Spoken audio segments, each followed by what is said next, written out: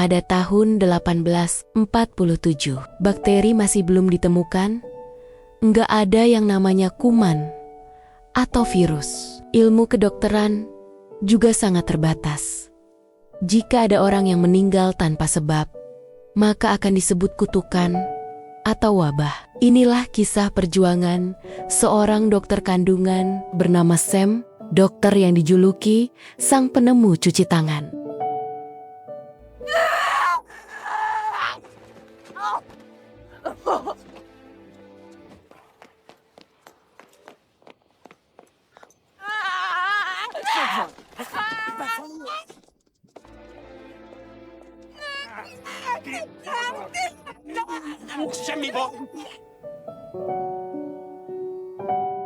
Suatu pagi di rumah sakit di negara Austria, terlihat ada seorang dokter bernama Sam sedang memeriksa kandungan wanita hamil yang sebentar lagi akan melahirkan. Wanita itu terus menolak dan memaksa kabur karena tak percaya dengan rumah sakit. Ia takut bayinya meninggal, dia lebih memilih melahirkan sendiri di rumah. Sayangnya, menurut undang-undang, setiap wanita wajib melahirkan di rumah sakit.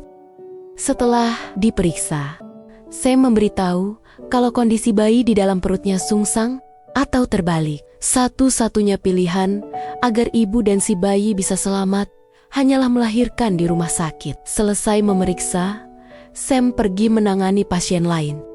Sementara, di kantor direktur, terlihat direktur rumah sakit yang bernama Profesor Klein bersama kepala dokter bernama Dr. Kohler sedang menginterview para pelamar yang ingin bekerja jadi suster. Dari 3 pelamar, 2 ditolak, 1 diterima. Yang satu itu bernama Emma. Dia diterima karena pernah punya pengalaman kerja jadi suster.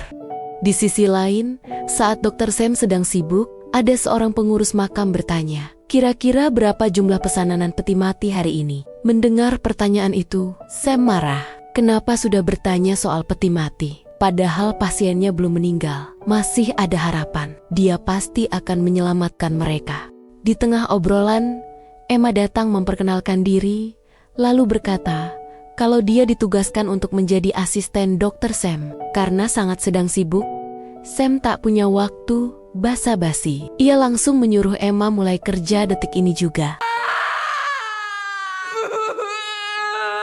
Na még felvett! Azt gondolja, vállalták? Szíjazza le! Mit akar ezzel a fogóval, Kollár? A magáé lehet ez a repet sarkú, hogyha annyi. Figyeljen rám! Nézzen rám! Rendben? Nézzen rám! Ne aggódjon, nem lesz baj. Finoman húzza meg, jó? De meg ne ráncsa. Most!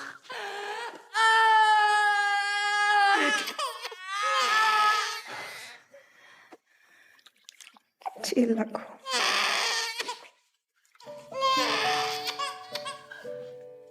Beruntung proses persalinan sukses, tapi baru juga selesai, Dr. Sam harus menangani pasien lainnya. Sementara Emma diantar kepala suster ke kamar asrama tempatnya tinggal. Di sana, kepala suster memberitahu peraturan apa aja yang harus ditaati. Mulai dari masuk kerja, tepat jam 7 teng, nggak boleh telat, serta beberapa peraturan lainnya. Selesai merapikan barang-barang, Emma pergi ke panti asuhan untuk melihat keadaan adiknya. Emma dan adiknya ini yatim piatu. Sebelum berpisah, Emma berjanji jika sudah mengumpulkan cukup uang, maka dia akan segera membawa adiknya pergi dari panti asuhan ini. Malam harinya di rumah sakit, Dr. Sam masih terus merawat pasien para ibu yang baru melahirkan. Saat temannya sesama dokter mengajak nongkrong di luar, Sam menolak. Dia tak punya waktu bersenang-senang. Tak hanya temannya, kepala suster juga menyuruh Sam keluar sebentar aja. Nggak ada salahnya bersantai untuk menenangkan pikiran, tapi Sam malah memarahinya. Kepala suster pun ketakutan. Keesokan paginya, Profesor Klein serta para dokter lain berkeliling rumah sakit, memeriksa keadaan pasien yang demam, bahkan sekarat. Setelah kemarin melahirkan, semua pasien kompak langsung demam. Kejadian ini sudah berlangsung cukup lama. Tak ada yang tahu kenapa, pokoknya selesai melahirkan, banyak ibu-ibu yang meninggal tanpa sebab. Saking seringnya terjadi, seluruh pekerja rumah sakit sampai sudah terbiasa. Mereka menganggap ibu yang melahirkan lalu meninggal adalah hal wajar. Mungkin semua ini sudah takdir Tuhan, kecuali Dr. Sam. Dia tak pernah mau terbiasa melihat orang meninggal, dia selalu terus berusaha menyelamatkan nyawa pasien. Waktu semua sedang sibuk kerja, di kamar Emma malah baru bangun tidur. Dia kesiangan. Saat kepergok kepala suster, ada salah satu suster bernama Julia mencoba melindungi. Julia bilang, Emma telat gara-gara tadi dia menyuruh mengambil spray yang baru dicuci di tempat laundry. Beruntung kepala suster percaya, setelah kepala suster pergi, Emma berterima kasih karena Julia telah menyelamatkannya. Mereka berdua pun berkenalan, lalu buru-buru mulai kerja. Tapi baru juga masuk ruang pasien, Emma langsung menangani pasien yang sedang kritis. Sayangnya, nyawa pasien itu tak bisa diselamatkan. Meski sedih, mereka tak punya waktu berduka. Sam dan Emma harus menangani pasien-pasien kritis lainnya. Di saat suster lain hanya fokus bersih-bersih kasur, seakan sudah terbiasa dengan orang meninggal, Emma berbeda. Sambil menangis, Emma berusaha menguatkan si pasien. Emma janji, jika si pasien meninggal, ia takkan membiarkan bayinya terlantar. Mendengar itu, Sam marah, lalu menegur, kenapa Emma membuat janji yang tak bisa ditepati? Kita tak mungkin bisa merawat bayi para pasien yang meninggal. Bila mereka meninggal, otomatis bayinya tak ada yang menyusui, dan pasti akan ikut meninggal juga. Tapi Emma tak peduli, sekarang yang terpenting bukan jujur atau bohongnya, tapi dia hanya ingin si pasien meninggal dengan tenang. Sam pun terdiam merenung. Di kelas terlihat Profesor Klein sedang mengajari para mahasiswa. Selain rumah sakit, di sana juga jadi universitas terkenal, tempat belajar ilmu kedokteran, terutama ilmu persalinan. Di tengah mengajar, mendadak Sam datang meminta waktu sebentar. Saat bicara berdua, Sam berkata, sepertinya kematian di rumah sakit ini harus segera dihentikan. Ada yang tak wajar. Ini bukan sekedar wabah atau kutukan. Bayangkan, setiap hari ada 3 pasien yang meninggal setelah melahirkan. Jika boleh, dia ingin melihat catatan jumlah pasien yang meninggal dalam 1 tahun terakhir untuk dianalisa. Mendengar itu, Profesor Klein marah. Jangan merusak nama baik rumah sakit paling terkenal di negeri ini. Rumah sakit yang dia pimpin tak mungkin membuat kesalahan atau malpraktek. Bagi Profesor, wabah kematian massal ini pasti ada hubungannya dengan perputaran planet dan bulan. Setiap kali bulan purnama, biasanya jumlah kematian meningkat. Sebelum kembali mengajar ke kelas, Profesor mengingatkan, dialah pemimpin tertinggi di rumah sakit ini. Jangan berani-berani melawannya. Sam pun kecewa. Malam harinya, saat kondisi sepi, Dr. Sam diam-diam mendobrak lalu menyusup masuk ke ruang penyimpanan arsip untuk mencuri data jumlah pasien meninggal dalam 1 tahun terakhir. Kebetulan dari jauh, Emma lewat melihat Dr. Sam.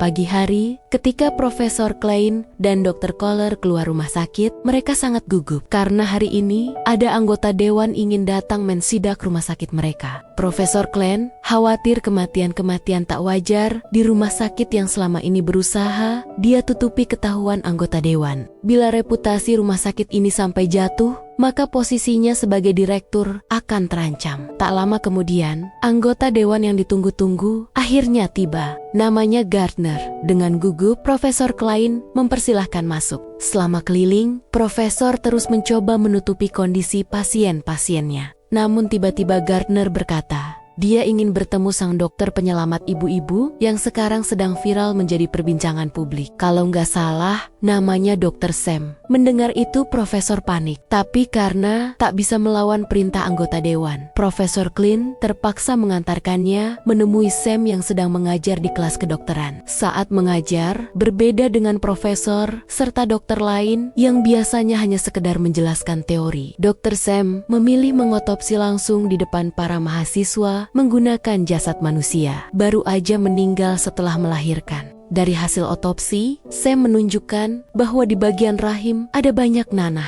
Artinya, penyebab meninggalnya ibu melahirkan ini adalah gara-gara infeksi rahim, bukan kutukan atau wabah, dan tak ada hubungannya sama sekali dengan bulan purnama. Dr. Kohler dan Profesor Klein pun berusaha mengalihkan perhatian Gardner. Mereka memarahi Sam agar jangan asal bicara. Beruntung Gardner lebih percaya Sam. Gardner bukan orang polos. Dia tahu Profesor cuma mementingkan jabatannya aja. Dengan tegas, Gardner memerintahkan Dr. Sam untuk melanjutkan penelitiannya. Jangan takut bila ada yang menghalangi Sam, maka sama aja dia melawan perintah dewan yang terhormat. Mendengar kalimat barusan, meski kesal, mau gak mau Profesor terpaksa harus menurut dan mendukung penelitian Dr. Sam. Selesai mengajar, di ruang dosen teman-teman Sam mengajak pergi liburan, tapi lagi-lagi Sam menolak. Di tengah obrolan, suami si pasien yang barusan jasadnya Sam otopsi untuk bahan belajar masuk lalu marah-marah. Berani-beraninya setelah membunuh istrinya, Sam tega merobek-robek dan membelah jasad istrinya di depan publik. Meski Sam sudah menjelaskan kalau otopsi ini harus dilakukan demi menyelamatkan ribuan orang lainnya, si suami tetap enggak terima. Dia pergi sambil terus memaki-maki Sam. Di sisi lain, ketika Emma jalan-jalan keluar rumah sakit, Dr. Kohler menghampiri lalu menggodanya. Tapi Emma cuek karena tak bisa memanfaatkan hatinya. Dr. Kohler menawarkan kerjasama. Sebenarnya, dia butuh Emma untuk jadi mata-mata. Sebagai asisten Dr. Sam, Emma pasti sering melihat tingkah aneh Sam. Dr. Kohler ingin Emma melaporkan seluruh hal mencurigakan yang dia ketahui. Jika mau kerjasama, maka dia akan membantu adik Emma yang sekarang tinggal di panti asuhan kumuh untuk bisa pindah tinggal di asrama suster sekamar dengan Emma. Bahkan, dia juga boleh ikut kerja. Tolong pikirkan matang-matang. Tawaran ini nggak datang 2 kali. Semua orang berbondong-bondong ingin bekerja di rumah sakit paling terkenal di negeri ini. Jadi jangan menyesal melewatkan kesempatan darinya. Emma pun dilema. Keesokan harinya, di kantor direktur, Profesor Klein dan Dr. Kohler terlihat sedang memanggil dan memarahi Dr. Sam. Apa benar Sam telah membobol ruang penyimpanan arsip data pasien? Sam di situ bingung dari mana mereka bisa tahu, tapi karena terlanjur ketahuan, dia terpaksa jujur mengakui kesalahannya. Sebagai hukuman, Profesor Klein berkata, selama 2 bulan ke depan, Sam tak akan digaji. Bukannya menyesal. Sebelum pergi, Sam justru minta izin ingin mengunjungi universitas kedokteran lain untuk mempelajari ilmu-ilmu baru demi mendukung penelitiannya. Dengan kesal, Profesor Klein pun mengizinkan. Siangnya, Sam menyaksikan proses pemakaman salah satu pasiennya yang meninggal. Dari belakang Emma menyusul dan ikut menemani. Di tengah keheningan, Sam bertanya, "Kenapa Emma kesini? Kenapa peduli dengan para pasien meninggal?" Dengan sedih, Emma cerita. Dia tahu bagaimana rasanya ditinggal keluarga yang kita sayangi karena dari kecil orang tuanya sudah meninggal. Waktu Emma balik bertanya, "Kenapa Sam peduli?" Sam menjawab baginya ini bukan kehendak Tuhan. Ini bukan kehendak alam dan bukan wabah atau kutukan. Kenapa manusia selalu menyalahkan dan mencari pelampiasan? Bagaimana jika seandainya kematian-kematian ini adalah karena kesalahan manusia sendiri? Sepulang dari pemakaman, sesuai kesepakatan setelah Emma membocorkan informasi tentang Sam yang membobol gudang berkas, dia diizinkan membawa adiknya ikut tinggal di kamar asramanya. Sorenya di restoran ketika Sam bersama kedua temannya sedang asik makan, tiba-tiba Julia dan Emma masuk dan duduk di meja lain. Waktu teman-teman Sam meledek, "Apa Sam suka sama Emma?" Sam kelihatan cuek, namun saat Dr. Kohler duduk satu meja dengan Emma, melihat mereka akrab, Sam seperti cemburu. Selesai makan, Sam mengajak Emma ke rumah sakit sekaligus universitas di luar kota untuk studi banding atau mempelajari ilmu-ilmu baru tentang dunia kedokteran. Di rumah sakit itu katanya tingkat kematian pasiennya rendah. Karena diutus langsung oleh Profesor Klein, suster menyambut mereka berdua dengan ramah. Saat berkeliling, Sam menyuruh Emma menyatat setiap detail perbedaan antara rumah sakit di sini dengan rumah sakit mereka, seperti jarak antar kasur yang berjarak 0,5 meter. Setiap kasur dipisah oleh tirai, spray, bantal, serta kain-kain dicuci setiap 2 minggu sekali. Sementara di rumah sakit Sam, dicuci 2 bulan sekali. Setelah mengamati ruang pasien, Sam ke ruang persalinan, semuanya kelihatan bersih persis, seperti di rumah sakitnya. Di ruang otopsi, juga tak ada yang spesial, semua sama. Kenapa sama-sama bersih, tapi baunya berbeda? Apa rahasianya? Apa hubungan bau darah dengan kematian? Sam lalu meminta suster untuk mengambilkan berkas data jumlah kematian di rumah sakit ini dalam 1 tahun terakhir. Waktu mau pergi, mereka bertemu dengan direktur rumah sakit. Sayangnya, karena persaingan antar rumah sakit, si direktur tak mau membuka rahasia bagaimana dia menghilangkan bau darahnya. Sam pun kesal, tapi dia tak bisa memaksa. Dia hanya minta izin mau meminjam buku catatan kematian rumah sakit. Dengan senang hati direktur mengizinkan. Malamnya ketika pulang, Sam mengajak Emma untuk lanjut membantunya menganalisa data kematian. Namun waktu ingin masuk kamar ibu kos, menegur dan memarahi Sam, kenapa membawa wanita masuk berduaan. Awalnya ibu kos melarang, tapi setelah disogok, akhirnya mereka diizinkan. Di dalam, berjam-jam lamanya menganalisa, mereka berdua masih belum menemukan kesimpulan yang meyakinkan. Karena sudah pagi Emma pamit pulang, tapi karena buru-buru, syal Emma ketinggalan di kamar Sam.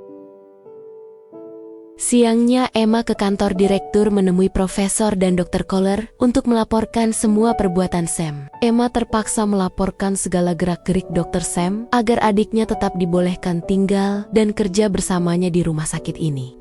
Di sisi lain, saat Sam bersama teman-teman dokternya sedang mengajar di kelas, Sam menguji salah satu mahasiswa untuk praktek otopsi langsung menggunakan mayat sungguhan. Tapi karena ini pertama kalinya membedah tubuh manusia, si mahasiswa sangat gugup. Waktu teman Sam yang bernama Jacob ingin membantu mencontohkan, si mahasiswa tak sengaja melukai tangan Jacob dengan pisau bedahnya. Tangan Jacob pun tergores cukup dalam. Tanpa belas kasihan, Dr. Sam langsung mengusir si mahasiswa pergi dari kelasnya. Seorang penakut yang tak berani membedah tubuh manusia, tak pantas jadi dokter.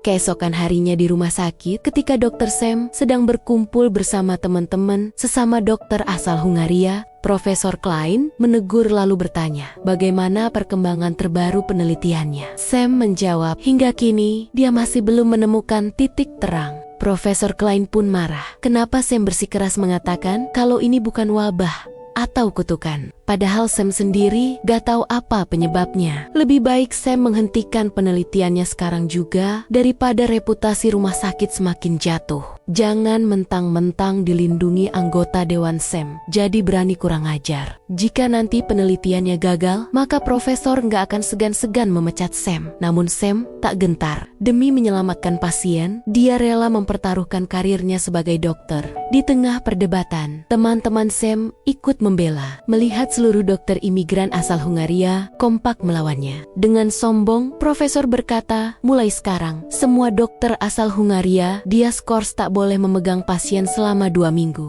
Silahkan bantu penelitian Sam sampai berhasil. Ingat, ini adalah negara Austria. Kalian para imigran Hungaria, jangan ngelunjak. Di sini, orang Austria lah yang berkuasa. Mendengar ucapan profesor, semua istighfar. Menjelang malam, sepulang kerja, saat Sam ingin menemui Emma untuk mengajak pergi menemaninya menghadiri undangan pesta dansa, dia tak sengaja melihat Dr. Kohler sedang berduaan dengan Emma. Dr. Kohler sudah lebih dulu mengajak Emma. Dengan kecewa, Sam pergi. Malamnya, di pesta dansa, banyak sekali orang-orang penting hadir. Saat Gardner bersama istrinya yang sedang hamil baru sampai, Profesor Klein menyambut hangat. Tak lama kemudian, Sam, yang juga baru sampai tanpa pikir panjang, langsung menghampiri Gardner. Lalu melapor tentang profesor yang tadi siang, rasis menghukum seluruh dokter Hungaria gara-gara mendukung penelitiannya. Karena dimarahi Gardner, saat detik itu juga profesor terpaksa mencabut hukuman skors para dokter Hungaria. Selesai mengadu, Sam kembali berbaur menikmati pesta dengan pengunjung lain. Saat acara dansa dimulai, Emma datang bersama Dr. Kohler. Di tengah dansa, Sam yang cemburu terang-terangan merebut Emma. Sam meminta Emma berdansa dengannya. karena Emma lebih memilih Sam. Dr. Keller pun kesal. Dia lalu mengajak Julia yang sedang santai untuk menemaninya. Selama dansa, Emma dan Sam terlihat sangat serasi. Namun ketika sedang menikmati momen romantis itu, tiba-tiba istri Gardner tersedak. Draga, montagnette cane.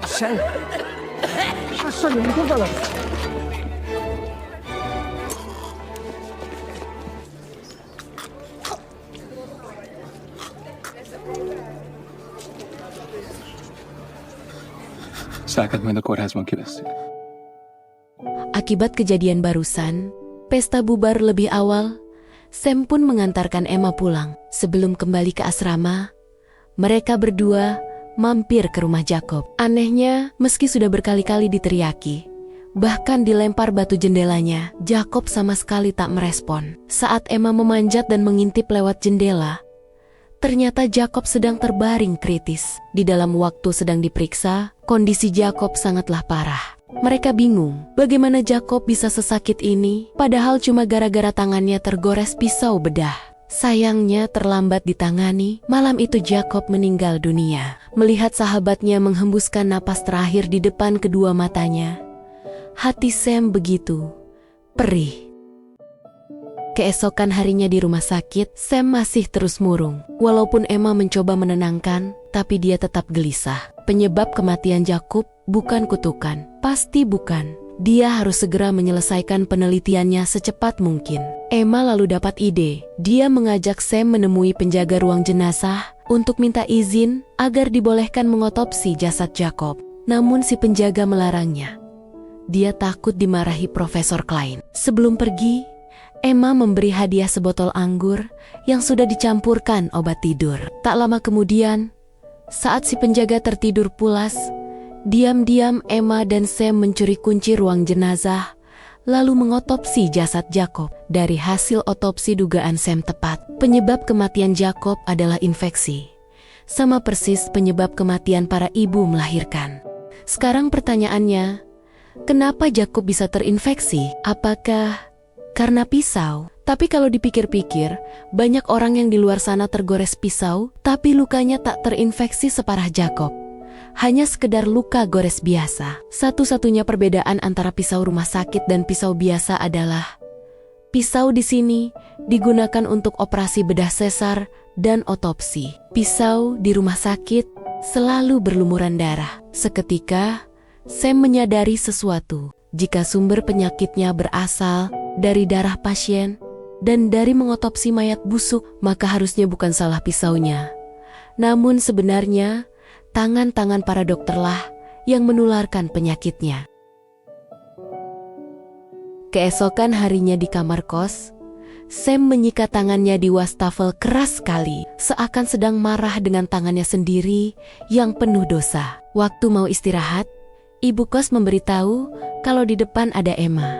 Sam pun buru-buru keluar. Saat bertemu Emma membawakan sebotol cairan kimia yang dia curi dari rumah sakit sesuai perintah Sam. Namun ketika Sam membasuh kedua tangannya menggunakan cairan itu, ternyata belum berhasil. Bau darah di tangannya masih belum hilang. Mereka berdua lalu pergi ke bar untuk makan siang. Di sana, Sam bilang dia yakin penyebab tertularnya infeksi pasti gara-gara bau darah di tangannya. Di tengah obrolan, Sam minta ke pelayan bar membawakan minuman alkohol paling mahal. Waktu dikasih, bukannya diminum, malah digunakan untuk cuci tangan. Tapi sayang, baunya masih juga belum hilang. Saat pulang ke kosan, Sam enggak sengaja melihat ibu kos sedang mencuci sprei kasur menggunakan bubuk kaporit. Karena penasaran, Sam langsung mencuci tangannya pakai bubuk kaporit itu. Setelah lama dicuci dugaannya tepat, bau di tangannya akhirnya hilang. Sam yang gembira pun berterima kasih ke ibu kos, lalu buru-buru pergi. Di rumah sakit ketika Profesor Klein bersama rombongan dokter lain ingin masuk ke ruang pasien. Mereka kaget melihat Sam menghadang di depan pintu, melarang mereka masuk sebelum cuci tangan pakai kaporit. Profesor tersinggung kenapa dia dilarang di rumah sakitnya sendiri, namun Sam tetap memaksa pokoknya harus cuci tangan. Ini demi menyelamatkan nyawa seluruh pasien. Waktu profesor minta bukti penelitian, Sam belum bisa membuktikan teorinya, tapi dia sangat yakin. Tolong percayalah, tinggal cuci tangan aja, apa susahnya? Saat perdebatan memanas, rekan-rekan Sam menyuruhnya mengalah agar masalah tak semakin membesar. Setelah semua bubar, Dr. Kohler menemui Emma lalu mengancam untuk terus melaporkan segala gerak-gerik Sam atau adiknya akan diusir dari rumah sakit. Selesai mengintimidasi, waktu mau keluar adik Emma yang ingin masuk sambil membawa ember, tak sengaja menabrak Dr. Kohler hingga basah. Beruntung Sam muncul membela. Di kantornya, Sam mencoba memeriksa kondisi mata adik Emma. Berdasarkan hasil pemeriksaan, ternyata adik Emma matanya minus. Di sisi lain, ketika profesor ke kamar jenazah lalu memeriksa mayat Jacob, dia melihat jahitan bekas otopsi. Profesor pun memanggil Sam ke kantor, kemudian memarahi habis-habisan. Mentang-mentang didukung Gardner, jangan bertindak seenaknya sampai membedah mayat Jacob tanpa izin. Mencuri obat, bahkan membuat peraturan baru, harus cuci tangan sebelum masuk tanpa persetujuannya terlebih dahulu. Sam lalu menjelaskan hasil penelitiannya. Selama ini yang menyebabkan infeksi rahim dan membunuh pasien adalah tangan kita sendiri. Tangan-tangan kotor dokter. Mendengar itu, profesor tak terima. Profesor cerita saat dulu putrinya melahirkan, dia sendirilah yang mengoperasinya. Namun tak lama setelah melahirkan putrinya meninggal, dipelukannya. Jika teori Sam benar, berarti profesorlah yang membunuh putrinya sendiri. Mendengar cerita Profesor Sam menjawab, iya. Amarah profesor pun meledak dan langsung memecat Sam. Di kantor saat Sam sedang membereskan barang-barangnya, Emma datang untuk meminta maaf. Tapi waktu dia mau mengaku kalau dialah yang membocorkan semua informasi tentang Sam, sebelum sempat jujur, mendadak Sam memeluk lalu berterima kasih. Berkat dukungan Emma, sekarang dia bisa sampai di titik ini. Meski pada akhirnya harus dipecat, dia akan terus berusaha menyebarluaskan hasil penelitiannya ini ke seluruh dunia. Sementara di ruang jenazah, Profesor Clint bersama Dr. Kohler menemui penjaga lalu meminta jasad Jacob. Setelah lama mengotopsi, Profesor menemukan ada kemiripan ciri-ciri di tangan Jacob dengan rahim para pasien melahirkan yang meninggal. Meski berat tapi harus diakui bahwa ada kemungkinan teorinya Sam benar. Tapi Dr. Kohler masih terus berusaha menghasut Profesor.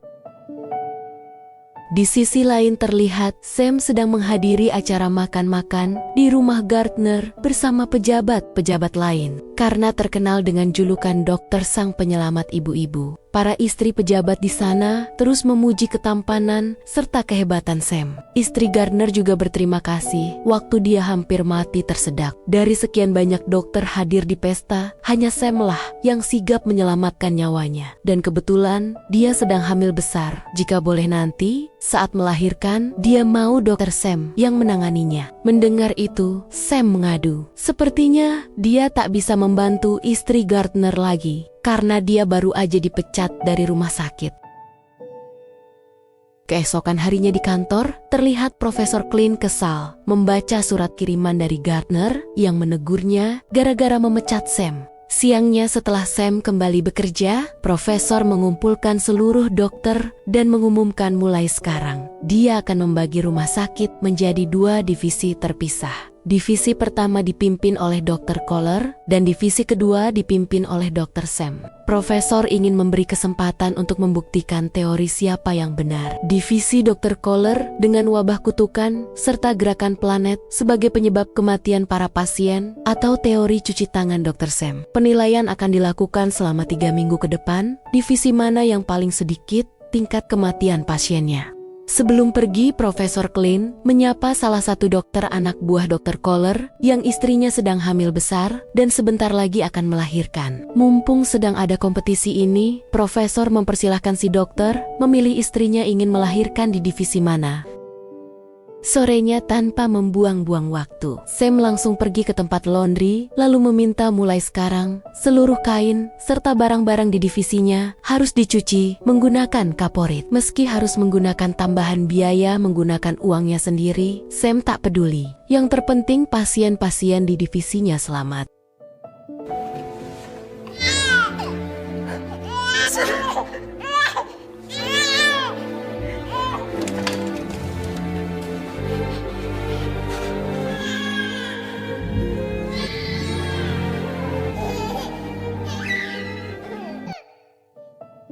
1 minggu berlalu, semua berjalan dengan lancar sesuai teori. Suatu hari ketika profesor sedang memeriksa kedua divisi, dia kaget. Berbeda dengan divisi Dr. Kohler yang masih banyak pasien meninggal, seluruh pasien di divisi Dr. Sam melahirkan dengan selamat dan pulang dengan sehat.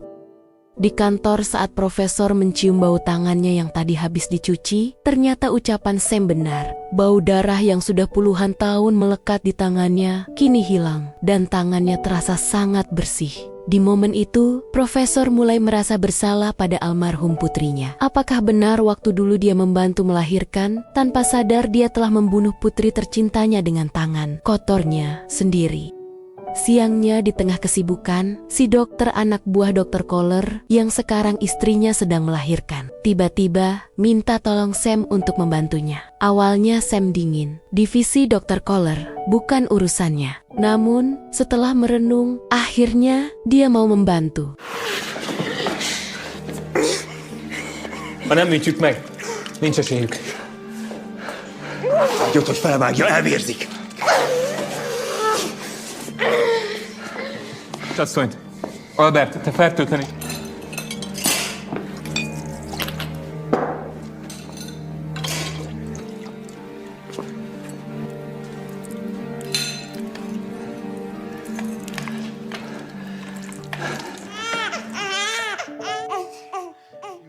Hari demi hari berlalu kabar tentang kesuksesan divisi Dr. Sam yang berhasil menyelamatkan seluruh pasien tersebar luas. Ibu-ibu hamil yang tadinya takut datang ke rumah sakit, kini berbondong-bondong mengantri ingin mendaftar agar bisa melahirkan di divisi Dr. Sam. Tak hanya warga umum, Gardner bersama istrinya juga datang ingin ditangani oleh Sam. Meski Profesor Klein membujuk agar masuk ke divisi Dr. Kohler, tapi istri Gardner menolak, dia lebih percaya sama Dr. Sam. Karena kesal, Dr. Kohler menghampiri Sam, lalu meluapkan emosinya. Dia juga membongkar kalau selama ini Emma lah yang selalu melaporkan setiap perbuatan Sam ke Profesor. Mendengar itu, Sam syok.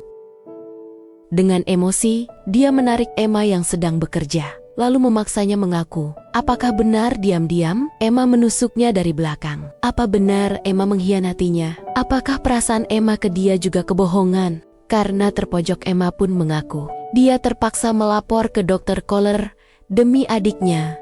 Tapi perasaannya ke Sam bukan bohongan, cintanya benar-benar tulus. Namun Sam terlanjur kecewa. Sambil menahan air mata, dia mengusir Emma dari divisinya.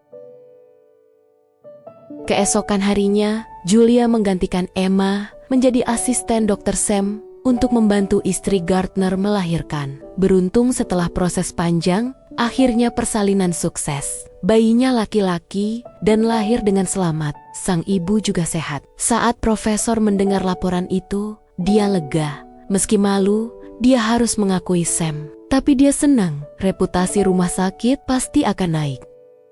Beberapa hari kemudian, ketika Sam baru sampai rumah sakit, dia kaget. Kenapa banyak pasien melahirkan di divisinya tiba-tiba meninggal? Waktu diperiksa kondisi pasien lain yang masih hidup juga mendadak kritis. Saat Emma datang ingin membantu, Sam yang masih marah mengusirnya. Dia tak butuh pengkhianat. Di sana, istri Gardner keadaannya juga semakin memburuk. Saat Sam mencium aroma tangannya, dia baru sadar bau darah di tangannya kembali seperti dulu lagi. Hari demi hari berlalu, Sam cuma bisa pasrah menyaksikan satu demi satu pasiennya yang meninggal dunia. Hanya sedikit sekali yang selamat. Hingga keesokan paginya, istri Gardner juga meninggal. Setelah menyaksikan jasad istrinya, Gardner menghampiri Sam, lalu berkata, dia sangat kecewa. Dia menyesal telah mempercayai Sam. Profesor juga berkata, dugaannya salah. Awalnya dia kira teori Sam bisa dipercaya, tapi nyatanya gagal. Karena sudah tak didukung anggota dewan lagi, profesor pun memecat dan mengusir Sam keluar dari rumah sakitnya. Tak hanya dipecat, Sam juga harus menghadapi persidangan kedokteran. Di kamar kos, Sam menangis frustasi sambil terus menyalahkan dirinya sendiri. Tak lama kemudian, teman Sam datang menenangkan. Temannya mengingatkan besok persidangan akan digelar. Jika terbukti bersalah, maka izin sebagai dokter akan dicabut dan selamanya Sam tak akan bisa menangani pasien lagi. Lebih parahnya, Sam juga akan dituduh melakukan malpraktek atau melanggar prosedur dan akan dijatuhi hukuman berat. Daripada menghadiri sidang, temannya menyarankan agar malam ini Sam kabur. Namun Sam menolak. Dia berkata layak dihukum seberat-beratnya.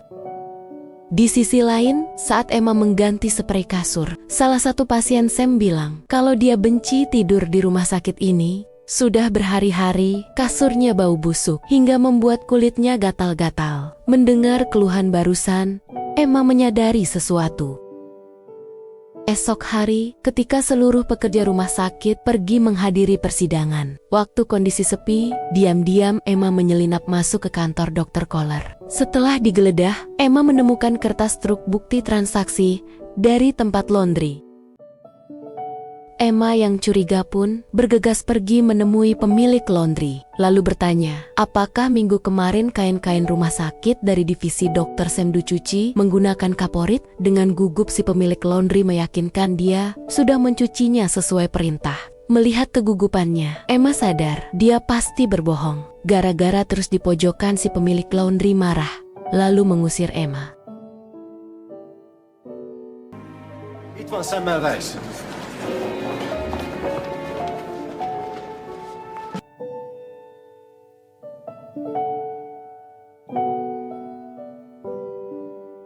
Ketika sidang dibuka, Gardner membacakan banyak sekali tuntutan untuk Sam, mulai dari malpraktek, pelanggaran prosedur rumah sakit, melawan perintah atasan, bertindak semena-mena, pencurian, otopsi tanpa izin, kegagalan teori, hingga menyebabkan banyak nyawa meninggal, sampai penipuan. Mendengar semua tuduhan itu, hati Sam terasa perih. Sam lalu dipersilahkan berdiri menyampaikan pembelaan. Namun dia tak bisa membela apa-apa. Dia sendiri juga tak tahu kenapa di minggu pertama semua berjalan lancar. Tapi di minggu kedua justru banyak yang meninggal. Waktu Gardner bertanya apa pendapat Profesor Klein sebagai atasan, Profesor menjawab awalnya dia mulai percaya dengan teori Sam, tapi ternyata minggu ini semua kembali ke seperti semula. Tingkat pasien masih sama seperti sebelumnya. Bahkan lebih banyak. Profesor juga minta maaf sudah mengizinkan Sam untuk mempraktekkan ilmu sesatnya. Setelah dirasa cukup, Gardner mempersilahkan seluruh hadirin istirahat keluar. Nanti saat sidang dilanjutkan, barulah mereka akan mendengar kenyataan dari para saksi. Sorenya semua kembali berkumpul. Sidang pun dilanjutkan. Saksi pertama yaitu Emma. Emma berdiri lalu mulai menceritakan bagaimana sosok Sam di matanya. Bagi Emma, Sam adalah dokter yang kasar. Ucapannya nyelekit, sering membentak suster, pemarah meledak-ledak, tegas, keras, sangat menjengkelkan. Namun Sam juga adalah dokter yang tulus.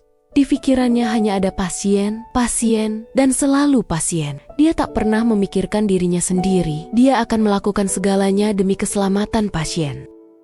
Gardner lalu bertanya, bukankah semua dokter begitu? Emma menjawab, enggak semua. Contohnya Dr. Kohler. Dialah yang menyebabkan banyak pasien yang meninggal minggu ini. Bila masih tak percaya, Emma punya bukti. Dia menunjukkan kertas truk bukti transaksi di tempat laundry. Karena kesal divisinya kalah dari Dr. Sam, Dr. Kohler diam-diam memerintahkan pemilik laundry untuk berhenti mencuci kain-kain menggunakan kaporit. Itulah sebabnya, di minggu kedua mendadak jumlah kematian meningkat drastis dibanding minggu pertama. Pasien yang sekarang sudah sembuh juga mengeluh kulitnya gatal-gatal semenjak ganti sprei kasur. Mendengar tuduhan Emma, Dr. Kohler membantah. Dia tak punya urusan dengan laundry. Jika tak percaya, silahkan tanya suster-suster yang hadir di sini. Semua pasti kompak menjawab kalau di hari Jumat saat waktunya laundry, Dr. Kohler tak pernah sedetik pun pergi meninggalkan rumah sakit. Dr. Kohler lalu menyerang balik. Dia memberitahu seluruh hadirin bahwa Emma dan Sam punya hubungan khusus. Mereka berdua pacaran. Sebagai pacar Emma tak mungkin netral, jadi ucapannya tak bisa dipercaya. Seketika, semua hadirin di persidangan meragukan kesaksian Emma sebelumnya. Saat terpojok, tiba-tiba Julia berdiri lalu bersaksi. Ia memang benar kalau Dr. Kohler tak pernah sedetik pun keluar rumah sakit karena dia memerintahkan agar Julia untuk pergi ke tempat laundry. Sambil menangis, Julia meluapkan isi hati yang selama ini dia pendam. Dia sudah muak ditindas oleh dokter. Kita para suster bukanlah pekerja wanita rendahan yang bisa selalu diinjak-injak. Mulai detik ini, dia memutuskan untuk melawan. Ucapan Emma benar kalau Dr. Sam tak salah. Pembunuh sebenarnya adalah Dr. Kohler. Saat Gardner bertanya apakah benar kesaksian barusan, dengan sombong Dr. Kohler menjawab jika benar dia menyuruh berhenti mencuci kain pakai kaporit, lalu kenapa? Harusnya bukan masalah besar, justru dia membantu menghemat biaya pengeluaran rumah sakit. Sam kemudian berdiri menunjukkan sebotol bubuk kaporit sambil memberitahu bahwa harga satu botol kaporit yang bisa menyelamatkan nyawa manusia ini hanya 5 koin. Semua hadirin pun kompak bertepuk tangan mendukung Sam karena sudah jelas ketahuan siapa pelakunya. Profesor Klein dan Gardner memutuskan untuk membebaskan Sam dari segala tuntutan. Mereka juga mencabut praktek izin Kohler sebagai dokter. Mulai detik ini, Kohler resmi dipecat dengan cara tak hormat.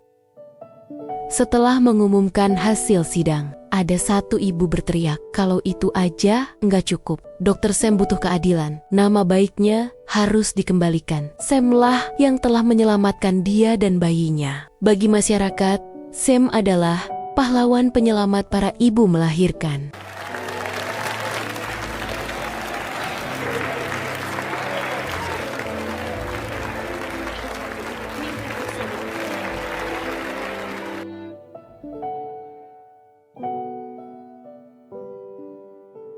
Keesokan harinya di kamar kos, ketika Sam selesai menulis surat, tiba-tiba profesor datang berkunjung.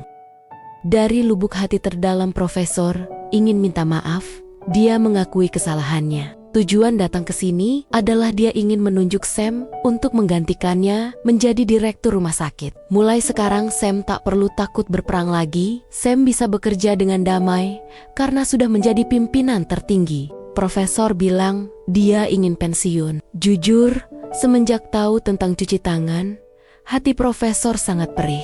Ternyata dulu tangan kotornya sendirilah yang sudah membunuh putri tercintanya. Dan anehnya, Sam menolak tawaran profesor. Dia sudah berencana ingin pulang kampung ke Hungaria, meski bekerja di rumah sakit paling terkenal di Austria ini adalah impiannya. Tapi untuk sekarang, dia ingin menenangkan diri terlebih dahulu. Sam juga menyarankan agar profesor jangan kabur dari rasa bersalah. Sebagai sesama dokter, kita semua punya dosa masa lalu yang sama.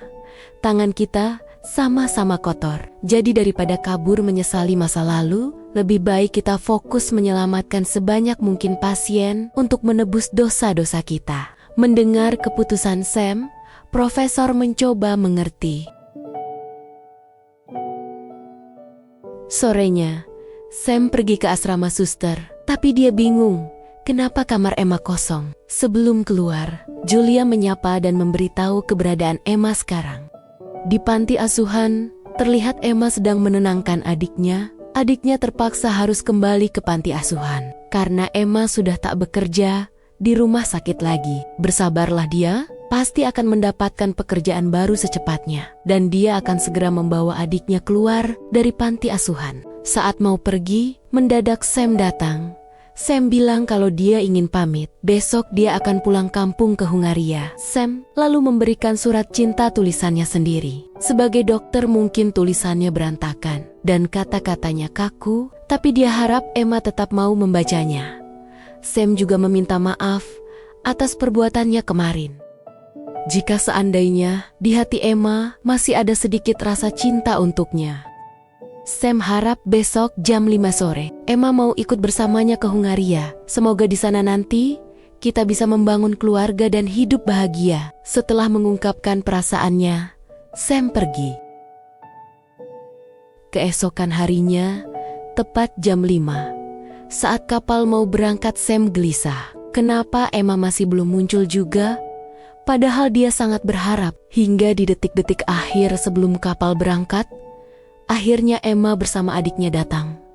Sam pun lega. Sam lalu memberi adik Emma hadiah kacamata yang dia buat, khusus untuk mata minusnya. Saat dipakai adik Emma senang, kini dia bisa melihat dengan jelas. Di momen itu, Emma berkata, bagaimana dia bisa menolak ajakan Sam jika di suratnya tertulis, bila kamu mencintaiku, maka ikutlah denganku. Namun bila tak cinta tetaplah ikut denganku, biar aku yang mencintaimu. Dan film pun selesai.